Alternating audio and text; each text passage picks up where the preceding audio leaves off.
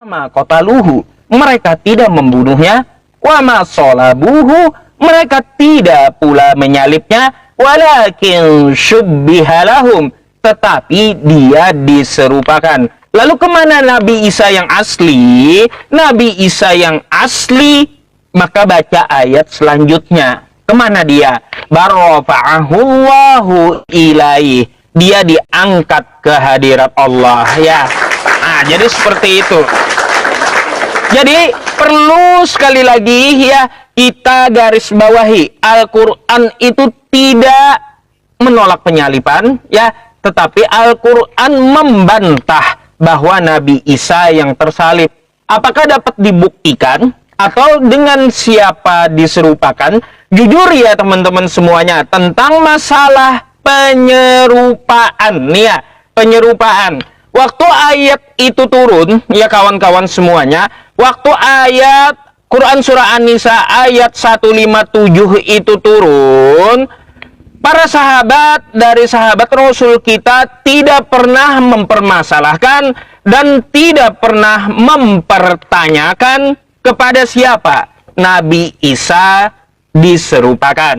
Itu perlu dicatat dulu, ya kawan-kawan semuanya, perlu dicatat gitu. Nabi Isa kepada siapa diserupakan? Sahabat Nabi pun tidak pernah bertanya. Apakah tanpa dasar alasan sahabat Nabi tidak bertanya? Jawabannya ada alasannya teman-teman.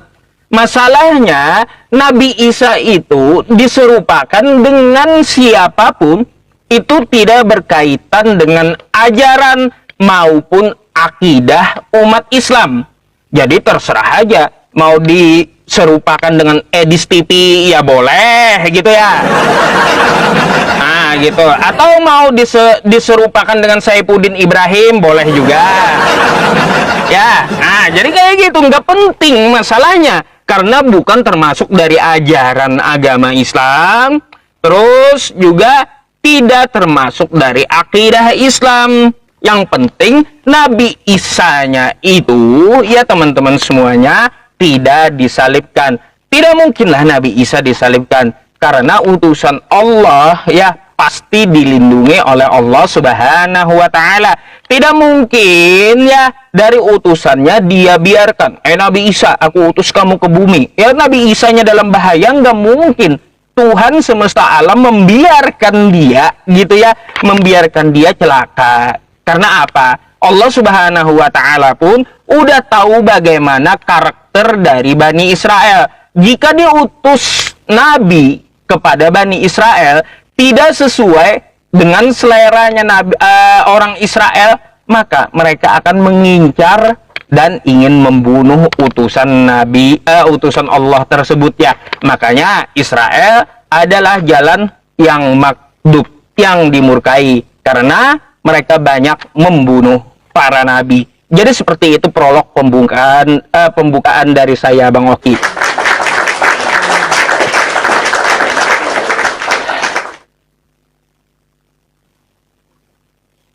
Oke.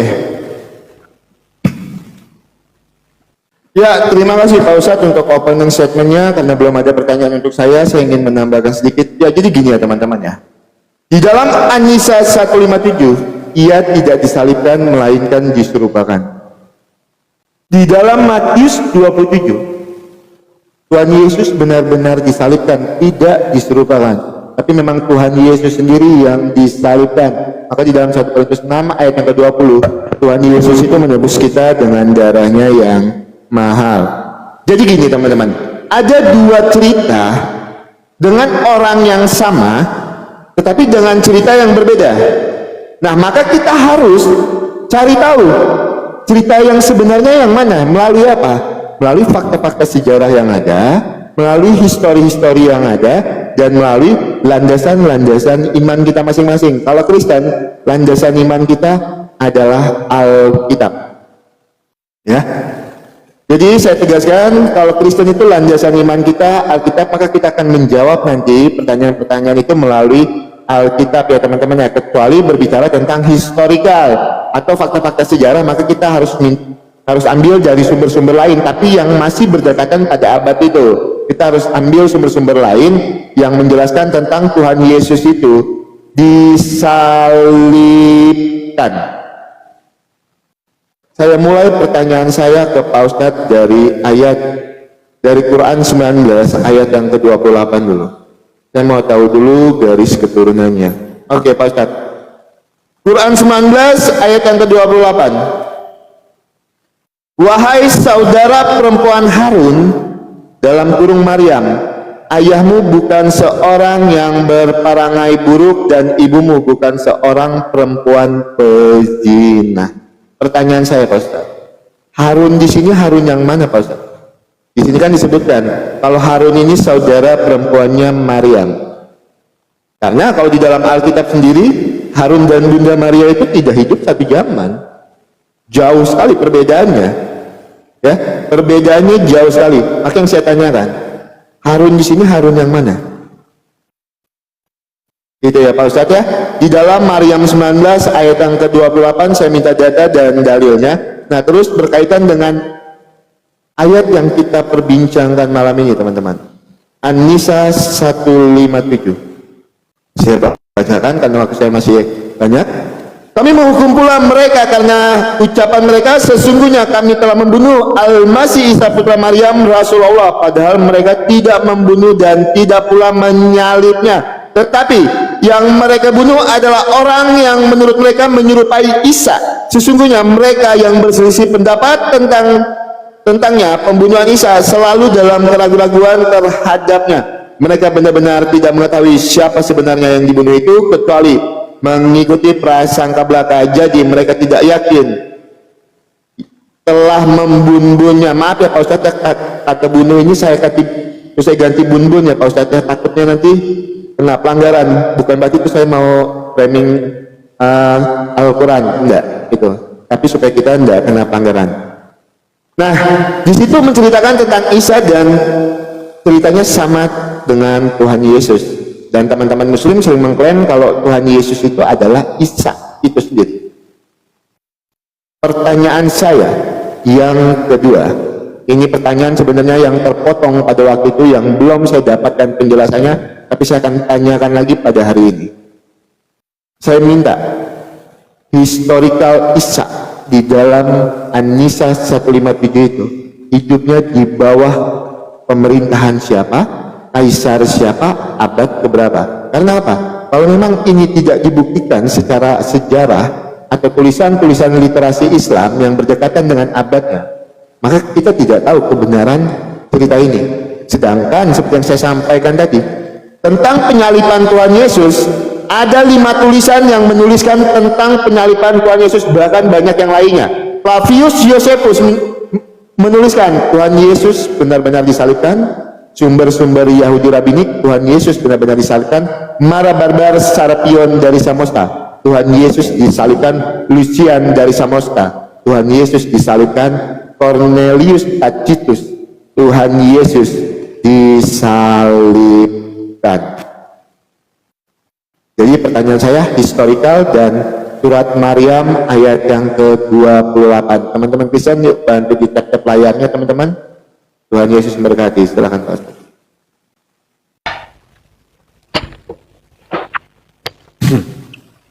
Baik.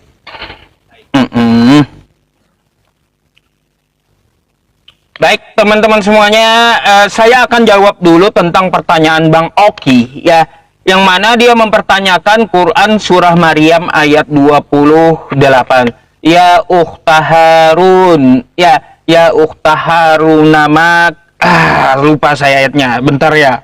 Ya ukhta Harun, ya makana abuki mra'asau wa makanat ummuki bagiya. Jadi Bang Oki, orang-orang Bani Israel, orang-orang Yahudi dulu menyematkan bin mereka nisbatnya kepada orang soleh dari pendahulu mereka. Ya, itu jawaban dari Maryam 28. Ya, Nabi kami pun menjelaskan ya Bang Oki tentang Maryam 28. Apa yang dikatakan oleh Nabi kami di sebuah hadis dapat kita lihat ya teman-teman. Nih ya, ketika Nabi kita dipertanyakan tentang masalah Maryam 28, apa kata Nabi? Innahum kanu yusammuna bi ambiyaihim was-solihina qablahum. Bani Israel memang biasa menamakan anak-anak mereka dengan nama para nabi dan orang-orang yang soleh. Oke? Jadi Maryam 28, orang-orang Yahudi, orang-orang Bani Israel itu menyematkan, ya, menisbatkan diri mereka itu binnya kepada orang yang soleh dari pendahulunya. Apakah betul hadis dari Nabi kami ini? Ternyata betul, Bang Oki. Coba Anda buka ke Matius 1 pasal 1. Saya bukakan buat teman-teman, ya. Nih, Matius 1 pasal 1. Bagaimana bunyinya, teman-teman? Ya, teman-teman semuanya, Matius 1. Nih, saya ambilkan dulu Matius 1 pasal 1, ya, nomor 1. Bang Oki, ya. Saya juga mau tanya nih kebalikannya. Di sini dikatakan inilah silsilah Yesus Kristus, anak Daud, anak Abraham. Ya, memangnya Yesus ini anak Daud gitu atau kayak gimana, Bang Oki? Ya, coba dijelaskan. Yesus mana yang hidup di zaman Daud? Ya. Nah, gitu. Yesus mana yang hidup di zaman Daud? Apakah suami dari Maria atau Maryam itu adalah Daud gitu, ya? Ya, Bang Oki, jadi tolong jelaskan kenapa dia anak Daud bukan anak Yusuf, anak Maria. Padahal Yesus dengan Daud, waduh, berapa ribu tahun selisihnya, ya, berapa ribu tahun gitu, ya, selisihnya. Gak mungkin lah Yesus yang disalibkan di kitab Anda itu anak Daud, nggak mungkin.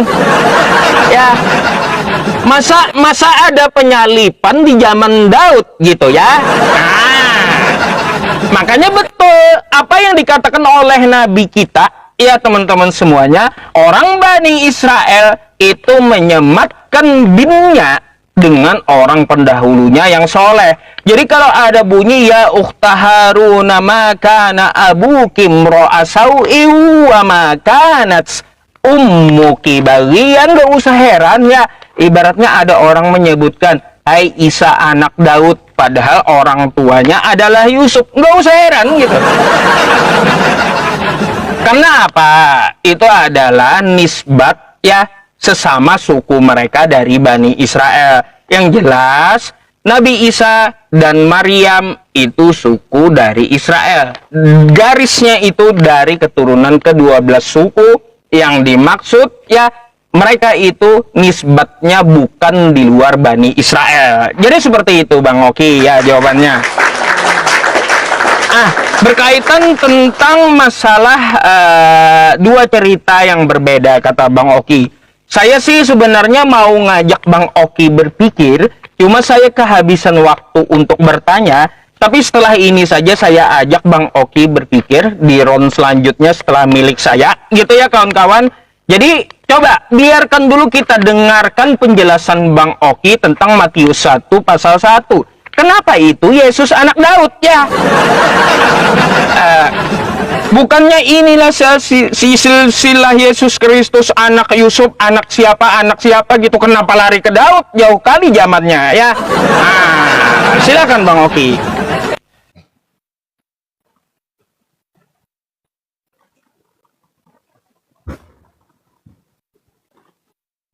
Oke, Pak Ustadz Yusupai, ya teman-teman, kita jawab dulu ya teman-teman ya. Apa yang menjadi pertanyaan Pak Ustadz Yusupai? Kenapa di dalam Matius 1 ayat 1 di situ menggunakan silsilah Yesus anak Daud? Kenapa itu digunakan? Ingat, Daud adalah seorang raja yang penting dalam sejarah Israel.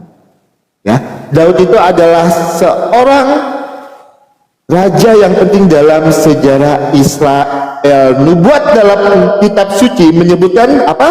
Kalau Mesias itu akan datang dari keturunan Daud. Maka di situ dibilang silsilah Yesus anak Daud.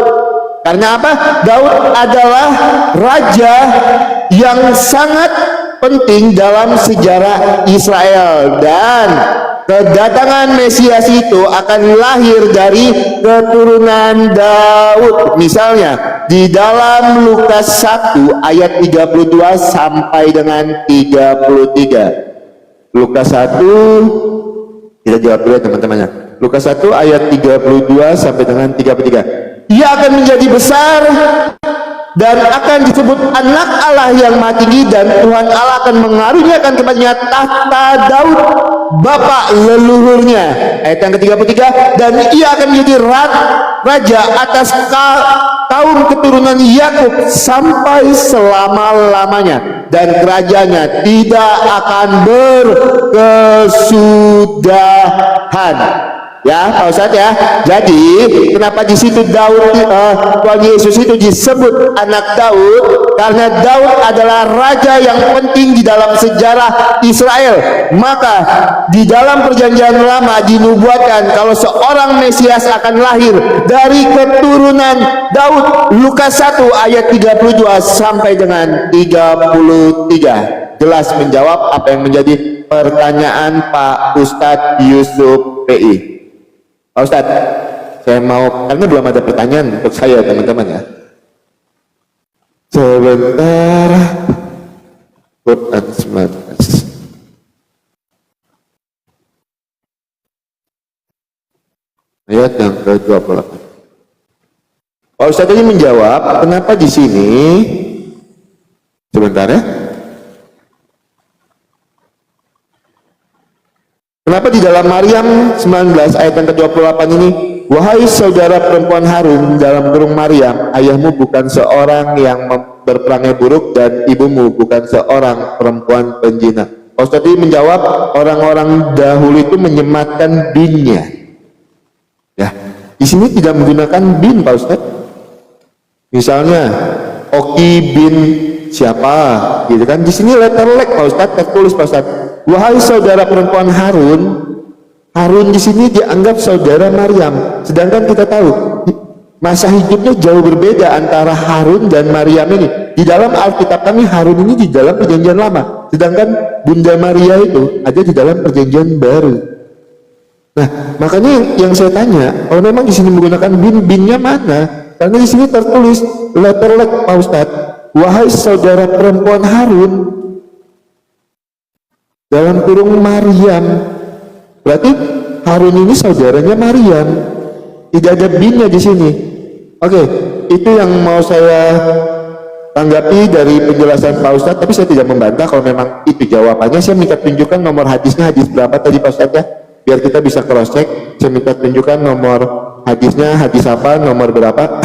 Dan yang kedua, saya minta Pak Ustadz menjawab historikalnya. Isa itu kalau memang disamakan dengan Tuhan Yesus, Isa itu hidupnya di abad keberapa, di masa pemerintahan siapa, supaya kita sama-sama bisa tahu apakah Isa dan Yesus ini adalah satu orang yang sama.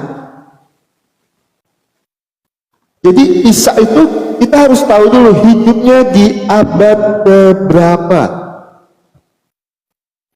Saya minta literasinya dari literasi Islam atau menggunakan hadis Al-Quran. Kalau menggunakan literasi Islam yang ada di abad-abad terdekat dengan kejadian itu, saya tidak merubah dulu pertanyaan saya masih di satu pertanyaan itu. Kalau yang tadi saya cuma menanggapi apa yang menjadi jawaban Pak Ustadz Yusuf. Silakan Pak Ustadz Yusuf, diambil alih.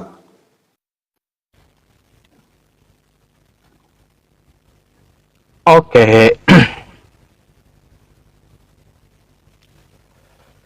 Oke, teman-teman semuanya, saya jawab dulu ya. Hadis nomor berapa?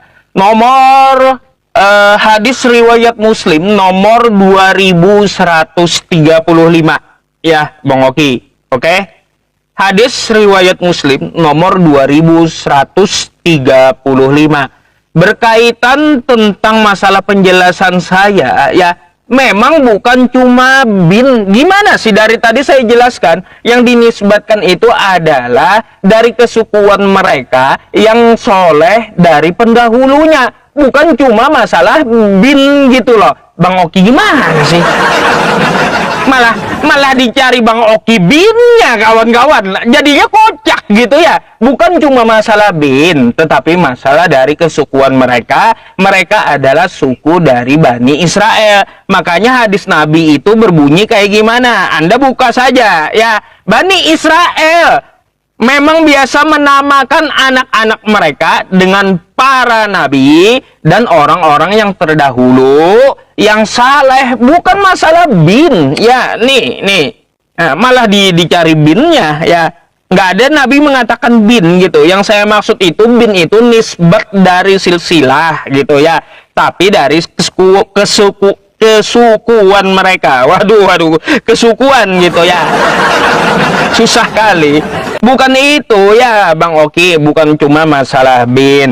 Terus Nabi Isa itu hidup di zaman siapa? Melalui literasi Islam. Baik Bang Oki, ya saya akan pakai literasi Islam tapi dari tafsir. Ya, bukan seperti Anda tanyakan hanya di Al-Quran. Kalau Anda setuju, akan saya carikan dulu ya nantinya tentang masalah literasi Islam. Di zaman siapa Nabi Isa hidup memakai literasi tafsir ya, bukan literasi dari ayat Quran. Jangan Anda bilang bahwa Al-Quran itu cerita gitu, jangan ya. Memang dia ada cerita sedikit ya di masa lalu, tapi ya dia itu bukan seperti kitab Anda yang biodata gitu. Biodata atau diari. Kitab Anda itu kan ya biodata Yesus ada, terus diari Yesus ada, keseharian Yesus seperti apa kan dicatatkan di kitab Anda. Al-Quran tidak seperti itu. Al-Quran itu kitab hukum dan pengajaran Bang Oki. Jadi kalau Anda cari kapan Nabi Isa tidur di Al-Quran, wah mimpi. Itu bukan pengajaran ya, bukan pengajaran ya. Jangan Anda cari siapa silsilah Nabi Isa di Quran, kacau. Bukan itu. Jadi Anda harus paham dulu tentang masalah Al-Quran itu ya Bang Oki. Berkaitan tentang masalah Matius 1 pasal 1, saya tidak minta Anda menjelaskan Daud, enggak ya. Enggak, saya udah tahu background Daud kayak gimana. Ayat yang Anda baca saya pun juga tahu. Yang saya tanyakan, Yesus yang mana hidup di zaman Daud gitu ya. Bukan masalah Daudnya yang Anda jelaskan. Daud raja, saya tahu. Daud nabi, saya tahu. Daud punya kuasa, saya tahu. Yang saya tanyakan Yesusnya. Yesus yang mana hidup di zaman Daud? Karena dia, Yesus itu anak Daud gitu. Ada Yesus anak Daud, ada Yesus anak Maria. Berapa sih Yesusnya ya? Kacau kali. Terus yang mana gitu yang disalib? Apakah Yesus anak Daud yang disalib atau Yesus anak Maria yang disalib? Gimana sih? Jadi jangan Anda jelaskan sama saya tentang masalah Raja Daudnya, tapi carikan Yesus anak Daud itu Yesus yang mana? Bagaimana ceritanya? Bagaimana backgroundnya? Ya, itu dulu yang saya cari.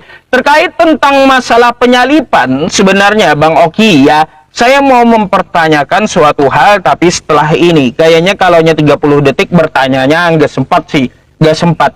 Tapi ya setelah sesi ini saya akan pertanyakan satu hal sama Anda tentang masalah penyalipan di Bible Anda. Saya agak ya janggal juga ini ya, janggal gitu. Janggal Bang Oki, jujur janggal. Siap-siap aja Anda bukakan nanti ayat yang saya sebutkan, tapi tolong carikan dulu ya, Yesus anak Daud itu mana Yesusnya? Ya silakan.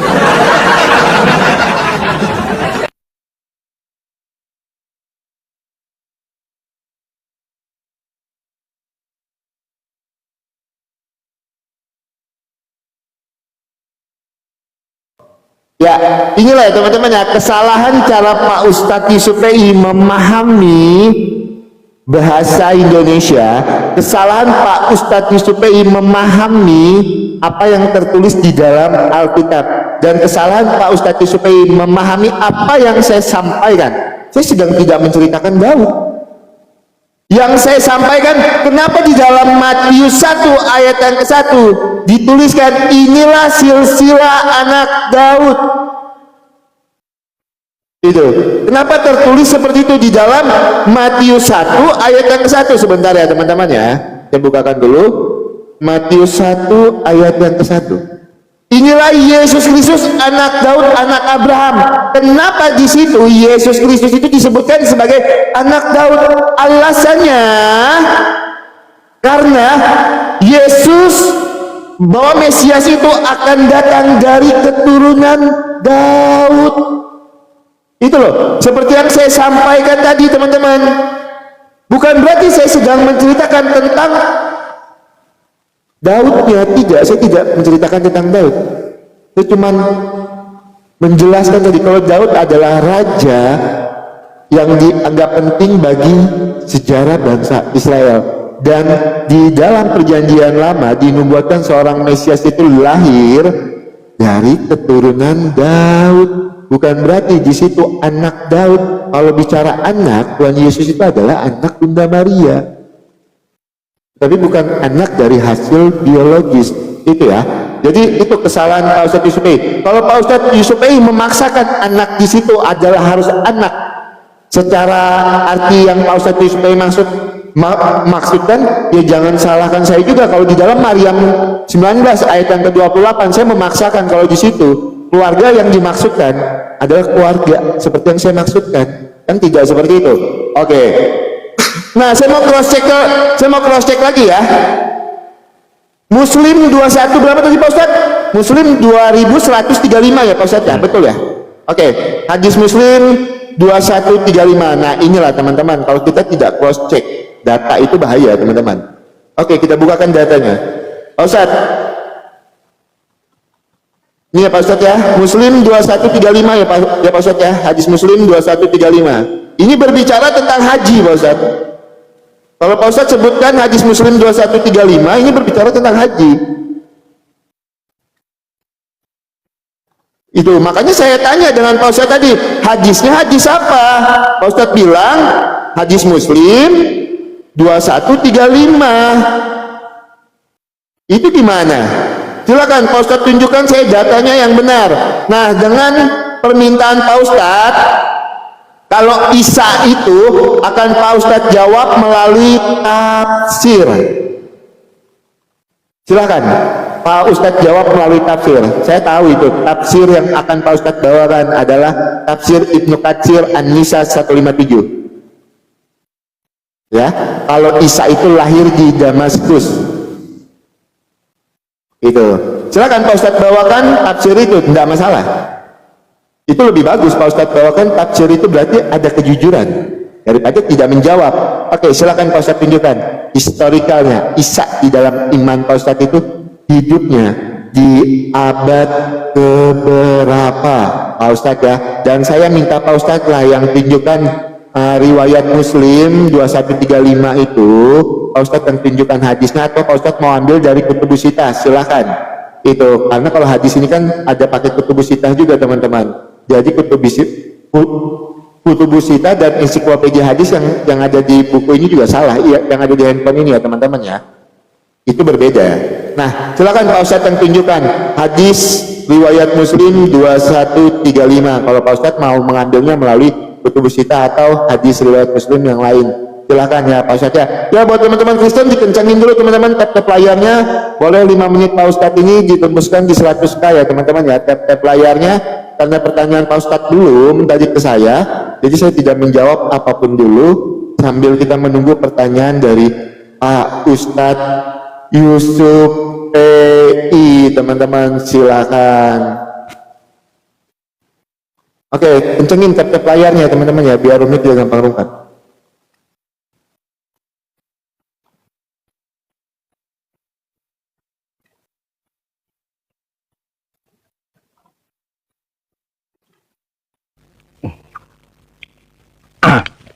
Baik ya teman-teman semuanya, untuk cerita Nabi Isa melalui tafsir Ibnu Katsir, Bang Oki udah tahu ngapain nanya, kan kayak gitu. Heran saya, nanyain yang sudah tahu jawabannya. Kan aneh gitu ya. Itu menurut tafsir Ibnu Katsir. Ya oke lah, saya nggak tampilkan lagi tafsirnya kalau kayak gitu. Ya saya tampilkan lagi data yang lain dari Islam. Ya, dari buku The Prophets nih ya. Kisah Hikmah 25 Nabi. Ya teman-teman. Ya, nih bukunya ya. Dikutip dari The Prophets, Kisah Hikmah ya 25 Nabi, karya Dian Nopianti. Ya, literasi di luar tafsir saya ambil. Dari siapa dan di zaman apa Nabi Isa itu hidup? Ya, jadi dia hidup di zaman Raja Herodes. Ya, kayak gimana sih? Ayo, kayak gimana? Bisa aja saya ambil pun di luar tafsir. Karena Nabi Isa hidup di zaman batu pun nggak penting, ya.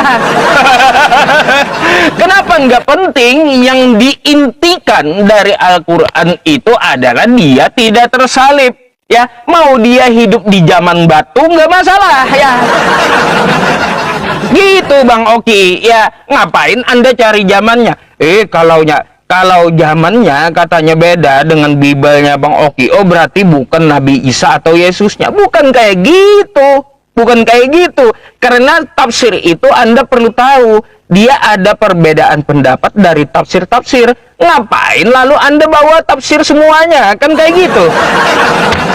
Bisa aja saya membawa di luar tafsir dari karya siapa gitu. Di zaman siapa Nabi Isa hidup, yang lain menyebutkan di zaman Herodes. Ya, di zaman Herodes gitu. Jadi mau Nabi Isa hidup di zaman siapapun, bukan itu inti yang ditekankan Al-Quran. Dia tidak disalib itu. Tetapi inti yang ingin dilakukan oleh Al-Quran mengabarkan bahwa tuduhan-tuduhan orang Nasrani dulu tidaklah betul. Ya teman-teman. Nah, untuk masalah hadisnya, kata Bang Oki, ini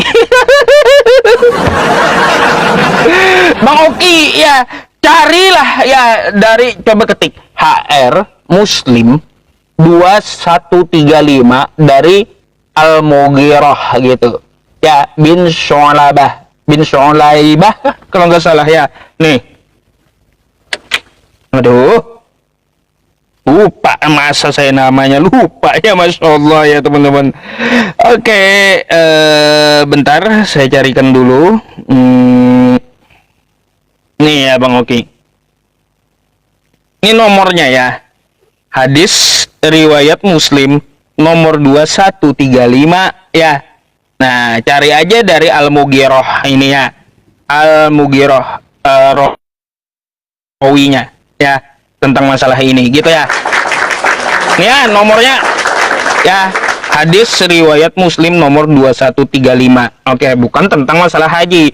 Anda ngambil di mana hadisnya? Ensiklopedia hadis. Kitab apa yang Anda buka?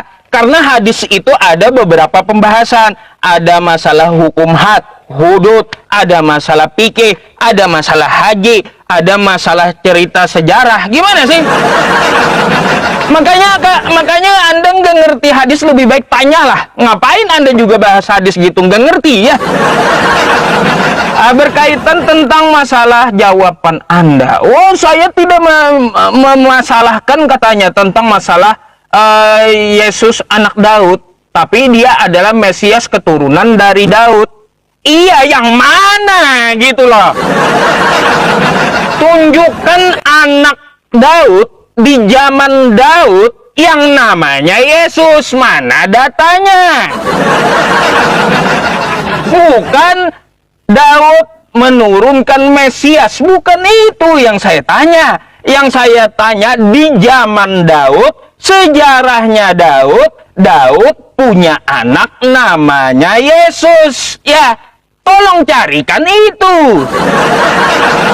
Aduh, ini gimana sih, nggak ngerti atau gimana Bang Oki ini? Silakan dulu dah ya. Sejarahnya yang saya cari, di zaman Daud ada anak Daud namanya Yesus. Silakan ya. Ya teman-teman, Tap yang kenceng-kenceng ya teman-teman ya, kencengin tap-tapnya, kita bal-balin dulu satu match ini Pak Ustadz disukai. Oke, Pak Ustadz, saya sudah jelaskan tadi Pak Ustadz ya, kenapa Tuhan Yesus itu disebut anak Daud, karena seorang Mesias itu di dalam perjanjian lama dinubuatkan seorang Mesias itu akan lahir dari keturunan Daud, maka seorang Mesias itu Pak Ustadz cuma Tuhan Yesus satu-satunya.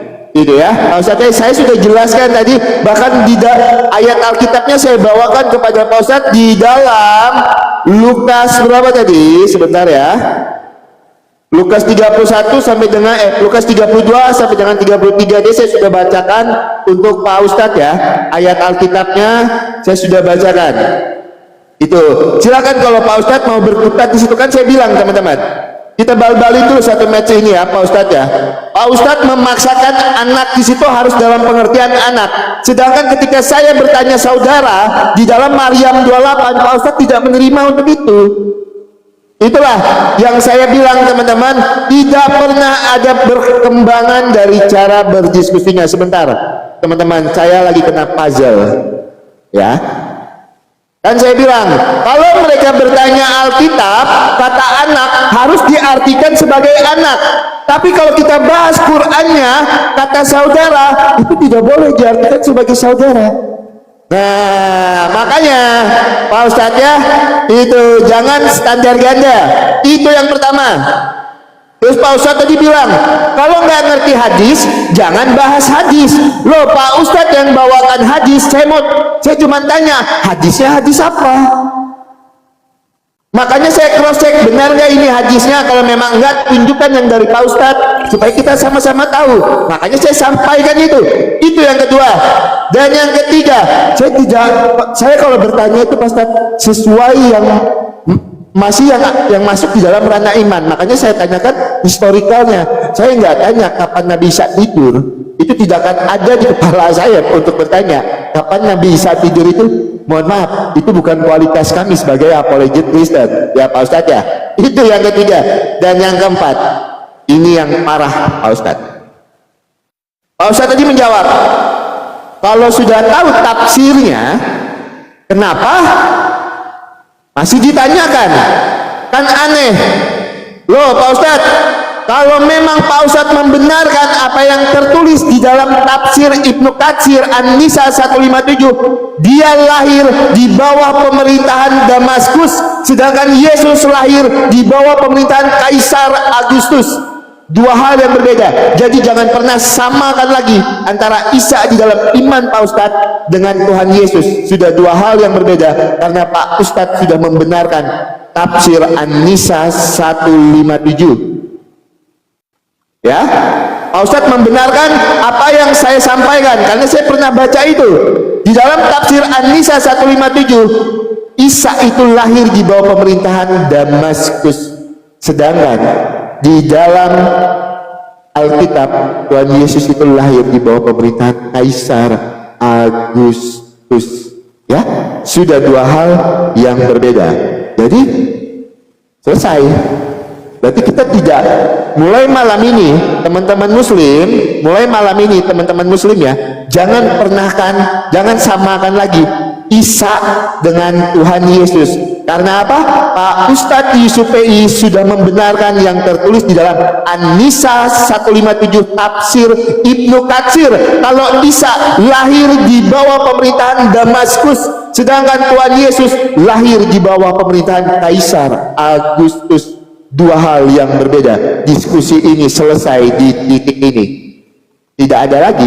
Karena apa? Dua hal yang berbeda. Kita tidak akan membicarakan lagi tentang dua hal, tentang dua oknum yang berbeda. Berarti ada oknum lain di tempat Pak Ustadz yang atas nama Isa itu dia disalibkan, tetapi dia tidak mati dan diserupakan. Sedangkan Tuhan Yesus yang hidup di bawah pemerintahan Kaisar Agustus ya, itu dia benar-benar disalibkan. Makanya tadi saya jebak Pak Ustadz, saya tanya, apakah di dalam tafsir Ibnu Katsir An-Nisa 157 yang Pak Ustadz benarkan? Pak Ustadz menjawab itu, iya. Kenapa harus ditanya lagi?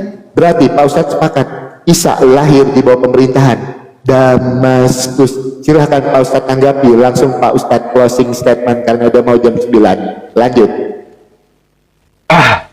Tadi Bang Oki duluan, boleh saya tanggapan dulu tanpa pertanyaan gitu ya? Boleh, jadi boleh, closing awal dari Bang Oki, berarti ini belum closing gitu.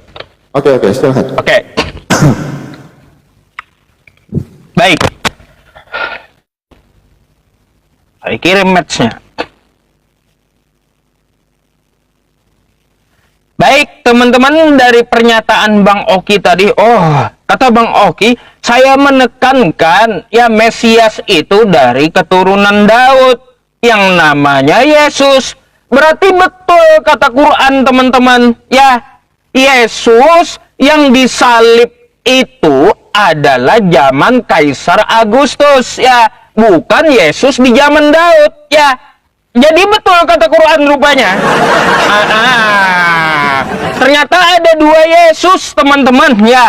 Yang kita cari itu Yesus di zaman Daud karena dia anak Daud. Ada pula Yesus anak Maria di zaman Kaisar Augustus. Nah, Yesus anak Maria ini katanya tersalib. Ternyata kata Quran, Yesus itu tidak tersalib. Ternyata dibenarkan oleh Bible. Karena Yesus itu hidupnya di zaman Daud. Ya, kayak gitu. Pantas saja Bang Oki. Jadi jangan Anda bilang Yesus itu tersalib. Yesus nggak disalib. Yesus yang di zaman Daud. Kalau Yesus di zaman Maria, oke lah ya, terserah kau. Kan kayak gitu ya, teman-teman. Jadi kayak gitu rupanya Yesus yang di zaman Daud, teman-teman. Ya, terus kata Bang Oki, saya menceritakan Mesias tadi ya. Saya tekankan lagi nih, dari keturunan Daud. Ketika saya bahas Al-Qur'annya, masalah kosakata saudara, kata Bang Oki. Loh, saya punya data penjelasan apa yang dimaksud saudara. Nah, data Anda mana? Kehidupan Yesus yang di zaman Daud. Berarti kitab Anda salah gitu. Nggak ada sejarahnya Yesus yang hidup di zaman Daud. Mana sejarahnya Yesus yang hidup di zaman Daud? Di kitab Anda itu, Bang Oki, ya, sejarah tentang masalah Yesus yang di zaman Kaisar Augustus, zaman Raja Herodes, ya, bukan yang di zaman Daud. Kayak gimana sih?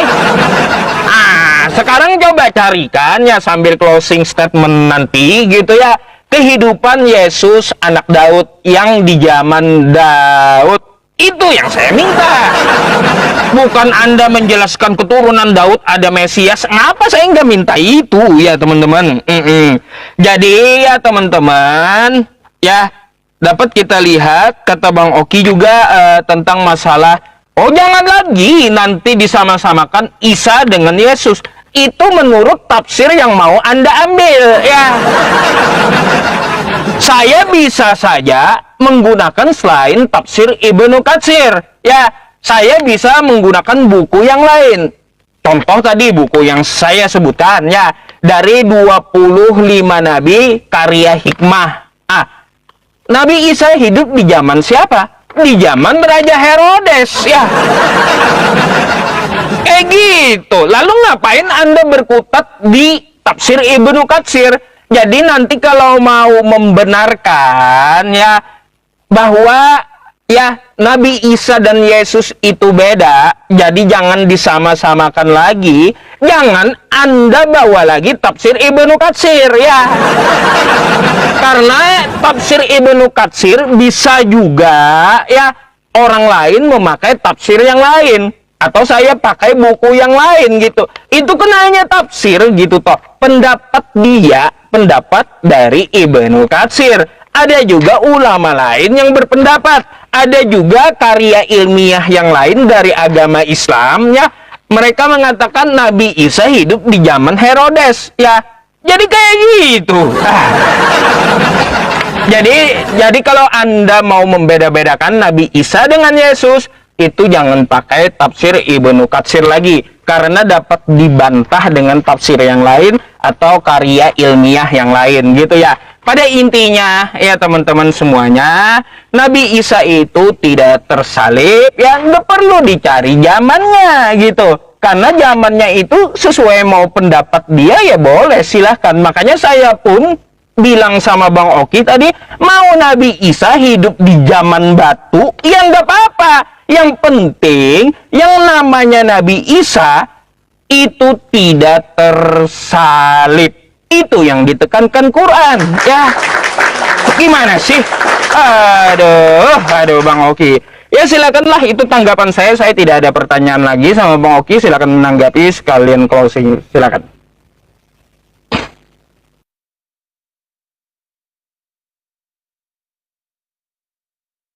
Saya menanggapi, habis saya menanggapi Pak Ustadz closing statement, baru saya closing statement. Kan saya tadi pertama, kan saya duluan tadi. Berarti saya closing statementnya terakhir. Oh, terakhir berarti saya duluan yang closing ya, berarti sekarang. Ini saya menanggapi dulu Pak Ustadz closing statement. Gini, kalau salah Bang Oki, kalau Bang Oki menanggapi lagi maka tanggapan terakhir ke saya karena Bang Oki yang duluan tadi. Oh, tanggapan terakhir ke Pak Ustadz. Iya. Kalau Bang Oki nanggapin lagi, tanggapan akhir lagi saya. Tapi kalau Bang Oki sekalian closing, atau saya mau closing, Pak Ustadz, ya? Closing statement silakan, senggol-senggol dikit aja, nggak apa-apa. Ya. Ya udah, enggak, saya enggak nyenggol lagi, enggak perlu. Silakan Anda tanggapi aja. Yang jelas sudah saya jelaskan gitu ya. Saya izin menanggapi lagi ya. Silakan, saya enggak akan tanggapi lagi. Undang Pak Ustadz. Bentar. Bisa nggak juga? Belum, saya pinjam. Oke. Jadi ya teman-teman, tentang masalah penyaliban ternyata nggak terbahas gitu ya sejarahnya. Tapi masalah binnya siapa, hidup di zaman siapa, itu yang jadi masalah rupanya. Akhirnya sejarahnya apa betul atau tidak Nabi Isa atau Yesus ini tersalib udah kebahas gitu. Karena waktunya juga ini sih ya, waktunya juga singkat gitu. Tapi nggak apa-apa teman-teman. Intinya kayak gini ya. Kata Bang Oki tadi di tengah pembicaraan kita dengan Bang Oki gitu ya, diskusi kita dengan Bang Oki, ada dua cerita yang berbeda dengan oknum yang sama. Sekarang saya ngajak berpikir kawan-kawan Kristen dan Islam. Ya, saya sudah sering analogikan dan contohkan kepada Anda. Saya, Yusuf PI, punya anak. Anak saya diutus di Jakarta. Saya utus anak saya ke Jakarta, gitu ya. Lalu sewaktu anak saya ada di Jakarta, orang sekitarannya itu menuliskan tentang anak saya, oke? Orang-orang Jakarta yang ada di dekat rumah, ya, di dekat rumah anggap kayak gitu ya, atau sekampung dengan anak saya di Jakarta, itu menuliskan kehidupan dari anak saya. Ya, ini anak saya diutus ke Jakarta. Lalu anak saya ini teman-teman diancam di situ, dikejar-kejar, ya, dikejar-kejar gitu. Lalu dia telepon saya, "Ayah, saya di sini diancam mau dibunuh, jemput saya." Ya, kayak gitu. Lalu saya secara senyap, sembunyi-sembunyi, ya, pakai jet pribadi gitu ya, jemput anak saya ke Jakarta. Saya jemput, saya bawa pulang ke rumah. Lalu tiba-tiba orang Jakarta mengatakan, menuliskan anak Yusuf mati dibunuh. Padahal yang menuliskan, yang mencatatkan dari si A, si B, si C, kagak lihat langsung. Ya, kata orang Jakarta anak Yusuf dibunuh. Lalu saya bantah dari Banjarmasin. Oh enggak, anak saya tidak dibunuh di Jakarta. Dia saya jemput dan ada di rumah. Kira-kira Anda lebih percaya orang yang kagak lihat kejadian atau lebih percaya saya sebagai orang tuanya? Hah? Lebih percaya mana coba? Lebih percaya orang tuanya atau tulisan-tulisan yang tidak dikenal? Hah? Coba. Mana yang Anda percaya coba? Kan kayak gitu ya teman-teman. pasti orang lebih percaya kepada orang tuanya. Makanya orang pasti lebih percaya kepada Tuhan semesta alam, ya, bahwa Nabi Isa tidak tersalib. Begitulah analoginya. Ya jelas saya bantah anak saya yang jemput, saya yang ambil anak saya, lalu saya letakkan di rumah saya. Tiba-tiba terdengar di Jakarta, anak Yusuf mati dibunuh. Wah, kacau. Kacau kali gitu, penulisnya kagak lihat juga kejadiannya pembunuhannya. Penulisnya pun juga dikejar masalahnya, ya. Lalu saya klarifikasi gitu, anak saya ada di rumah, dia saya angkat, dia saya ambil kembali kepada saya dan sedang istirahat gitu. Anda lebih percaya kepada penulis yang kagak jelas, yang kagak lihat kejadian, atau lebih percaya saya? Ya, jadi seperti itu analoginya. Ya jelas ya teman-teman semuanya, Al-Quran tidak akan pernah salah gitu ya. Wa tammat kalimatu rabbika sidqan wa adala la mubaddila li kalimatih wa huwas sami'ul alim. Jadi Nabi Isa nanti dia akan tetap turun kedua kalinya karena dia tidak tersalib ya dan tidak dibunuh, tetapi barrafa'ahu Allahu ilaih ya. Dia diangkat ke hadirat Allah. Jangan percaya dengan tulisan yang katanya dan kagak lihat kejadiannya, tulisan yang kagak jelas ya.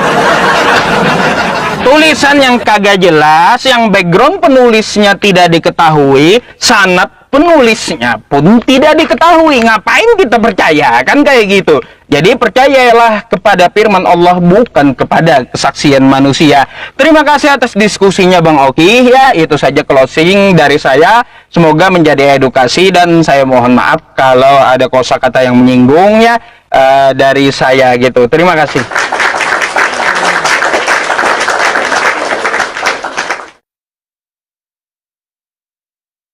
Diterima Pak Ustadz. Ya teman-teman, sebelum saya closing statement, saya mau bacakan satu ayat Alkitab dulu buat teman-teman semua ya. Jadi ini biar kalian sadar. Di dalam 1 Korintus 1 ayat yang ke-18, sebab pemberitaan tentang salib memang adalah kebodohan bagi mereka yang akan binasa, tetapi bagi kita yang diselamatkan pemberitaan itu adalah kekuatan Allah. Jelas tertulis di dalam 1 Korintus 1 ayat yang ke-18 ya. Teman-temannya jeder, selamat datang di kebenaran. Saya mau tanggapi sedikit narasi Pak Ustadz Yusuf Ei. Anda lebih percaya penulis yang gak jelas atau yang melihat kejadian langsung? Loh, saya lebih percaya penulis yang pernah bertemu dengan Tuhan Yesus dibandingkan yang tiba-tiba lahir di abad ke-7 menuliskan dengan cerita yang tidak jelas. Lebih percaya yang mana? Saya akan lebih percaya yang penulis yang hidupnya berdekatan, Josephus Flavius. Tulisan-tulisan di dalam Alkitab Tacitus tiba-tiba lahir di abad ke-7 menuliskan Isa tidak disalibkan melainkan diserupakan. Berulang kali saya sampaikan, narasi Pak Ustadz blunder ke diri sendiri ya teman-teman ya. Itu yang kedua. Dan yang ketiga, saya tadi bertanya, Pak Ustadz bertanya dengan saya, bolehkah saya berikan historikalnya melalui tafsir? Silahkan. Kalau mau pakai An-Nisa 157 tafsir Ibnu Katsir ya silahkan. Loh, tiba-tiba dia menjawab, nah itu udah tahu, ngapain nanya? Ya berarti Pak Ustadz membenarkan apa yang tertulis di tafsir Ibnu Katsir An-Nisa 157. Isa lahir di bawah pemerintahan Damaskus, sedangkan Tuhan Yesus di bawah kekaisaran Agustus. Makanya saya anggap diskusi ini selesai karena berbeda. Yang satu pada masa pemerintahan Damaskus, yang satu Kaisar Agustus, kan sudah berbeda. Nah berarti jangan pernah lagi teman-teman muslim mengklaim kalau Isa itu adalah Yesus, karena malam ini Pak Ustadz sendiri membenarkan itu ya teman-teman ya. Jangan pernah kalian klaim-klaim lagi. Silahkan Isa di dalam iman kalian, silahkan Isa aja, dan Tuhan Yesus di dalam iman kami ya berbeda dengan Isa di dalam iman kalian. Kalau saya mau tambahkan, di dalam surat 19 ayat yang ke-16, Isa itu lahirnya di sebelah timur Baitul Maqdis. Ya, itu di dalam surat 19 ayat 16. Dari tadi kok saya yang bertanya, saya juga yang menjelaskannya, saya juga yang menjawabnya, ya kan? Tafsir Ibnu Katsir An-Nisa 157, saya yang menyampaikannya. Isa itu lahir di sebelah timur Baitul Maqdis, surat 19 ayat ke-16. Di closing statement ini saya sampaikan, ya. Nah, jadi teman-teman, jelas tertulis ya di dalam 1 Korintus 1 ayat yang ke-18, sebab pemberitaan tentang salib memang adalah kebodohan bagi mereka yang akan binasa, tetapi bagi kita yang diselamatkan pemberitaan itu adalah kekuatan Allah. Kalau kita bicara tentang bukti penaliban Tuhan Yesus benar-benar disalibkan. Makanya hal paling mendasarnya kita rujuk dulu historikalnya sama atau tidak. Kalau memang kuat sama historikalnya, maka kita akan bahas tentang penalibannya. Tapi karena Pak Ustadz sudah mengakui historikalnya berbeda, Isa lahir pada pemerintahan Damaskus, Tuhan Yesus lahir pada masa pemerintahan Kaisar Agustus. Berarti dua orang yang berbeda, maka penyaliban itu tidak perlu kita bahas karena ada dua cerita yang berbeda. Untuk itu kebenaran tetaplah kebenaran. Yohanes 14 ayat yang ke-6, akulah jalan kebenaran dan hidup, tidak ada seorang pun yang dapat sampai kepada Bapa kalau tidak melalui aku.